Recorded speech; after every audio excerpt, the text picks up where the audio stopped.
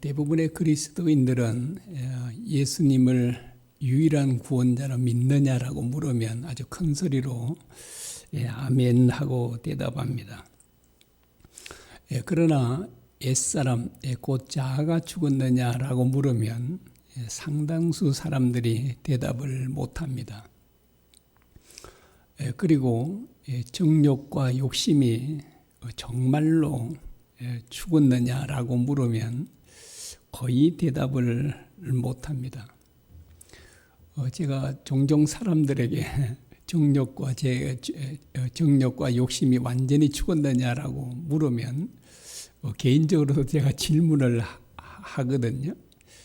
그러면 사람들은 죽지 않았다고 너무나도 분명하게, 중직자 분들도 마찬가지입니다. 대부분 자기의 욕심과 정욕이 죽지 않았다라고 그렇게 말합니다. 그런데 이렇게 대답을 하고 생각하는 것은 정말 심각한 문제가 아닐 수 없습니다. 왜 그러냐면 이렇게 생각하고 대답하는 분들은 주님의 말씀대로 살 수가 없기 때문입니다. 내 자아와 내 정욕과 욕심이 죽지 않았다는 것은 무엇을 의미하겠습니까? 여전히 우리가 주인 노릇하고 있다는 증거가 됩니다. 여러분, 내가 주인인 사람은 언제나요, 그리고 항상 자기 뜻대로 살고 싶어 합니다. 그래서 이런 사람들은 주님의 뜻대로, 주님의 말씀대로 살 수가 없는 것입니다. 그래서 자기 자아가, 그리고 자기의 정욕과 욕심이 죽지 않았다고 말하기도 하고 생각하는 사람들은 주님의 말씀대로 살 수가 없는 것입니다. 여러분, 왜 대부분의 사람들이 죄를 이기지 못할까요? 그것은 정말 오늘 본문에 말씀한 것처럼 자신의 정욕과 욕심이 죽지 않았다고 생각하기 때문에 그렇습니다. 주님은 정말 우리의 생각과 전혀 다르게 말씀하고 있습니다. 오늘 본문 다시 보겠습니다. 그리스도 예수의 사람들은 육체와 함께 그 중력과 탄심을 십자가에 못 박았느니라. 우리는 우리의 정욕과 욕심이 죽지 않았다고 생각하지 않습니까? 그런데 주님은 우리의 정욕과 욕심이 분명히 죽었다고 말씀하시고 있습니다. 우리의 정욕과 욕심을 십자가에 못 박았다는 말은 무슨 말이에요? 십자가에 못 박았다는 말은 죽었다는 말이잖아요. 자, 주님은 분명히 우리의 정욕이 죽었다고 말씀하는데 우리는 왜 우리의 정욕이 죽었다고 생각하지 않을까요? 여러분, 이 말씀을 못 봐서 그럴까요? 아마 오늘 이 자리에 오신 분들은 적어도 성경을 10독 이상 하셨겠죠? 어떤 분들은 20독, 30독도 하신 분이 계시고, 그래서 이 말씀을 다 읽으셨고 이 말씀을 모르지 않을 것입니다. 그런데도 우리는 죽었다고 생각하지 않는 것입니다. 우리는 여전히 우리의 정욕과 욕심이 살아있다라고 생각합니다. 자, 왜 우리가 그렇게 생각하죠? 그 이유는 우리가 여전히 죄를 짓고 있기 때문에 그렇습니다. 여러분들은 양심적인 분들이죠. 내가 여전히 죄를 짓고 있는데 나는 정욕이 죽었습니다, 이렇게 말하기가 미안하시죠? 양심적으로 나는 분명히 내가 이렇게 참 잘못도 많이 범하고 실수도 하고 죄도 짓고, 그런데 내 정욕과 욕심이 죽었다고 말하기는 내 양심상 이게 잘 용납이 안 돼서, 그래서 우리는 아무리 생각해도 나는 내 정욕과 욕심이 죽은 것 같지 않다라고 이렇게 말합니다. 그래서 우리의 생각과 말들은 참 타당해 보이지 않습니까? 죄를 짓고 있으니까 우리의 정욕과 욕심이 죽지 않았다 이렇게 말하고 생각하는 것은 정말 그 합당하고 타당해 보입니다. 그러나 그렇지 않습니다. 여전히 죄를 짓고 있다 해도 우리의 정욕과 욕심이 죽은 것은 너무나도 분명합니다. 왜요? 우리가 주님을 우리의 구주로 믿고 있기 때문에 그렇습니다. 그래서 우리는 정말 다시 한번 깊이 생각해 봐야 합니다. 정말 누구의 말이 맞는지, 주님의 말씀이 맞는지 아니면 우리의 생각이 옳은지 이걸 우리가 깊이 우리가 생각해 봐야 합니다. 여러분 생각해 보면 어떤가요? 주님의 말씀이 맞나요? 그렇지 않습니까? 우리는 우리의 생각이 틀릴 때가 얼마나 많습니까? 우리가 한 말이 틀릴 때가 얼마나 많습니까? 그런데 주님은요, 단 한 번도 틀린 적이 없으시잖아요. 그렇다면 우리가 누구의 말을 믿고 지어야 되는가를 가르쳐주고 있지 않습니까? 우리는 100번이고 주님의 말씀을 믿고 의지해야 함을 우리에게 가르쳐주고 있습니다. 그런데 우리의 생각을 내려놓고 주님의 말씀을 우리가요, 믿음으로 그대로 받아들이면 정말 놀라운 주님의 말씀이 우리에게 능력으로 나타나는 것입니다. 그 주님의 말씀이 우리 안에서 살아 역사하시면 우리의 삶을요, 완전히 바꾸어 놓습니다. 죄를 이기지 못한 우리가 죄를 능히 이길 수 있는 것입니다. 여러분, 죄를 이기는 삶을 산다는 것은 얼마나 정말 진짜 기쁜 일인지 모르잖아요. 그런데 우리에게 있는 큰 의문이 있습니다. 어떤 의문일까요? 어떤 의문이죠? 자, 성경은 분명히 주님은 우리의 정욕이 분명히 죽었다고 하는데 왜 우리 안에 여전히 살아 역사하는가 하는 것입니다. 죽었다고 하면 그냥 말 그대로 없어져야 되잖아요. 없어져야 되는데 죽었다고 분명히 말하는데도 여전히 그 우리의 정욕과 욕심이 우리 안에서 살아 역사하고 있다는 것이잖아요. 이게 참 의문이잖아요.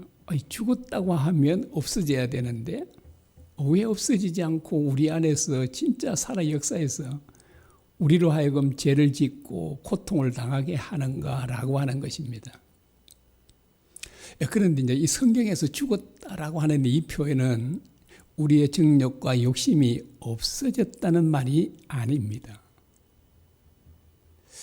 자, 이 정욕과 이 욕심이 죽었다는 말은 무슨 의미인가요? 자, 이게 없어지지 않았다는 말은 없어지지 않았다고 했는데 그러면 이 죽었다는 말이 무슨 의미인가라고 하는 것입니다. 이것은 우리가 더 이상 정욕과 욕심을 쫓아 살지 않게 되었다는 것을 의미하고 있습니다. 자, 우리는 이제 정욕과 욕심을 쫓아 살지 않아도 되는 사람들이 됐습니다. 우리는 주님의 말씀을 쫓아 살아야 될 사람들이 된 것입니다. 자, 그런데 우리가 왜 주님의 말씀을 쫓아 살지 못하는가 하는 것입니다. 왜 우리는 육체의 욕망과 그렇게 정욕을 쫓아 사는가라고 하는 것입니다. 그것은 제가 자주 말씀드리지만 주님의 말씀이 믿어지지 않기 때문에 그렇습니다. 고린도후서 5장 14절에서 15절입니다. 한 사람이 모든 사람을 대신하여 죽었은즉 모든 사람이 죽은 것이라. 그가 모든 사람을 대신하여 죽으심은 살아있는 자들로 하여금 다시는 그들 자신을 위해 살지 않고 오직 그들을 대신하여 죽었다가 다시 살아나신 이를 위하여 살게 하려 함이라 라고 말씀합니다. 주님께서 우리 대신 죽으셨다라고 이렇게 말씀합니다. 주님께서 왜 우리 대신 죽으셨죠? 한마디로 말하면 우리를 살리기 위해서입니다. 자, 우리는 정욕과 욕심을 쫓아 살았기 때문에 우리는 끔찍한 지옥의 형벌을 받아야 됐습니다. 주님께서 이런 우리를 구원해 주시기 위해서 주님께서 대신 그 끔찍한 지옥의 형벌을 받으신 것입니다. 그래서 우리는 주님의 은혜로 지옥에서 살아야 될 우리가, 고통받으며 살아야 될 우리가 천국에서 영원한 안식을 누리며 살게 되었다는 것입니다. 우리가 이런 주님의 은혜를 정말 깊이 깨닫게 된다면 우리는 더 이상 육체의 정욕을 쫓아 살지 않게 될 것입니다. 그런데 우리에게 문제가 있죠. 우리에게 가장 큰 문제가 무엇일까요? 그 주님의 은혜에 대한 감사와 감격이 없다는 것입니다. 여러분, 우리에게 이런 놀라운 구원의 은혜를 베풀어 주셨다면 우리에게 감사와 감격이 항상 넘쳐나야 되지 않습니까? 그런데 왜 우리에게는 이런 감사와 감격이 정말 날마다 넘쳐나지 않을까요? 그 이유가 무엇이죠? 주님의 말씀을요. 이러한 주님의 말씀을 말로는 믿는다고 하지만 실제로는 믿지 않기 때문에 그렇습니다. 하마스가 지금 인질로 잡고 있는 사람들이 한 130여 명 된다 하더라고요. 한 100명 정도 이렇게 이제 풀려났고요. 인질로 잡혀 있는 그들은 정말 언제 목숨을 잃을지 모릅니다. 여러분, 만일 우리가 그 가운데 한 사람이라면 어떨까요? 그 인질들은 언제 죽을지 모르니까요. 그 죽음의 공포가 진짜 우리의 상상을 초월할 겁니다. 그래서 이제 그분들이 풀려난 사람 인터뷰한 거 보니까 진짜 지옥에서 살아왔다고 그렇게 이제 표현을 하더라고요. 여러분, 죽음의 공포가 언제 죽을지 모른다고 생각할 때 그 공포가 얼마나 정말 크겠습니까? 상상을 못할 거예요, 아마. 그런데 어느 날 주님께서 그 한밤에 그 어떤 한 인질을 찾아가서 내가 대신 있을 테니까 너는 나가라고 해주셨습니다. 그러면서 그를 내보내주시면서 그에게 내가 나가거든 다시는 내 정욕을 쫓아 살지 말고 내 말씀을 쫓아 살아라 라고 했습니다. 그래서 이 사람은 정말 그 죽음의 자리에서 살아나왔습니다. 그리고 뒤에 소식을 들으니까 주님께서 결국 주님께서 죽임을 당하셨다는 소식을 듣게 됐습니다. 주님 때문에 살게 된 이 사람이 남은 생애를 어떻게 살까요? 예전처럼 여전히 자기 욕심을 쫓아 살까요? 그렇게 살지 않을 것입니다. 이 사람은 정말 주님 말씀을 쫓아 살지 않겠습니까? 그런데 이 사람의 마음에는 정욕과 욕심이 있나요, 없나요? 있잖아요. 여전히 있습니다. 주님에 의해서 주님이 대신 죽고 자기가 그 인질에서 살아나왔지만 그 마음 속에는 여전히 욕심과 정욕이 있습니다. 그러나 이 사람은 더 이상 욕심을 쫓아 살지 않게 됐잖아요. 그래서 이걸 가리켜서 뭐라고요? 그의 정욕이 죽었다고 표현하는 것입니다. 이것은 이제 우리에게도 마찬가지인 거죠.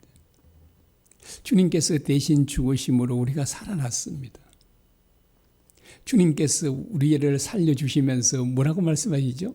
내가 다시는 내 정욕을 쫓아 살지 말라. 자, 이 지금 사실 인질들 가운데 이렇게 주님에 의해서 그 목숨을 구한 것보다요, 우리가 주님에 의해서 이렇게 지옥의 심판을 받지 않게 된 게 훨씬 더 큰 은혜를 받은 거잖아요. 이런 큰 은혜를 받은 우리들은요, 어떻게 살겠습니까? 주님께서 내가 너를 살려줬으니까 영원한 지옥의 심판을 받지 않고 영원한 천국에서 살게 해줬으니까 내가 다시는 정욕을 쫓아 살지 말라라고 하는데, 우리가 그렇게 살아갈까요? 이걸 실제로 믿는다면 우리는 다시 정욕을 쫓아 살지 않을 것입니다. 그래서 자, 우리가 정욕이 있지만 살지 않는 걸 가리켜서 뭐라고요? 더 이상 살지 않는 사람이 된 걸 가리켜서 우리의 정욕이 죽었다고 표현을 하는 것입니다. 우리 안에 여전히 정욕이 있지만 우리는 정욕을 쫓아 사는 사람들이 아니잖아요. 이제 주님의 말씀을 쫓아 사는 사람들이 됐습니다. 그래서 우리가 사실은 주님의 큰 은혜를 우리가 기억한다면 진짜 우리의 정욕을 쫓아 살고 싶은 마음이 없잖아요. 여러분의 그런 마음이 있으시죠? 저에게도 그런 마음이 있습니다. 더 이상 제가 제 정욕과 욕심을 쫓아 살고 싶지 않습니다. 저는 정말 언제나 주님 말씀을 쫓아 살고 싶습니다. 그래서 아마 제 삶을 이제 돌아보면 제가 말씀드렸지만 한 2년 전부터는 거의 죄를 짓지 않고 사는 것 같습니다. 내가 진짜 죄를 이길 수 없는 사람이었거든요. 제가 목사였고 이렇게 막 설교도 늘 하고 그랬지만 죄를 이기지 못해서 제가 넘어지고 또 넘어지고 그랬는데, 이 죄를 뭐 그냥 상상으로도 오는 걸 이게 막을 수가 없잖아요. 그냥. 그런데 지금은 뭐 이게 생각조차 거의 안 한 것 같으니까요. 그래서 정말 죄를 이기는 삶을 사는 것이 얼마나 정말 기쁘고 자유한지 모릅니다. 그런데 이제 어떻게 이런 삶이 가능할 수 있다고요? 주님의 말씀이 믿어져야 하는 것입니다. 주님의 말씀이 믿어지면 말씀이 우리에게 실제가 되고, 실제가 되면 우리의 마음이요, 우리의 삶이 바뀌지 않을 수가 없는 것입니다. 우리 마음에 정욕을 쫓아 살고 싶은 마음이 전혀 없고요, 오로지 주님의 말씀을 쫓아 살고 싶은데 왜 우리가 죄를 짓겠습니까? 그래서 우리에게 정말 우리가 가장 큰 것은, 중요한 것은 말씀이 믿어지는 것이잖아요. 그러면 어떻게 말씀이 믿어지는가? 한마디로 표현하면 주님과 끊임없이 교제하는 것입니다. 이제 제가 경험을 해보니까요, 이 끊임없는 교제를 하다 보면 어느 날 주님의 말씀이 믿어지기 시작하고, 말씀이 믿어지니까 제 마음이 바뀌게 되고, 그러자 정말 죄를 짓지 않는 삶이 가능해졌다는 것을 보여줍니다. 여러분, 죄를 이기는 삶을 죄를 이기게 될 때, 이기면서 살게 될 때 우리 마음에는 정말 기쁨이 넘치잖아요. 자유가 있고. 그래서 우리는 정말 세상에서 가장 행복한 사람이 될 수 있습니다. 여러분, 죄를 이기는 비결이 뭘까요? 주님의 말씀을 그대로 믿음으로 받아들이는 것입니다. 자, 오늘 아침에도 우리가 다시 한번 들었습니다. 앞으로도 이것을 계속해서 말씀을 드릴 겁니다. 왜 그럴까요? 그래야만 우리의 삶이 바뀌게 되기 때문입니다.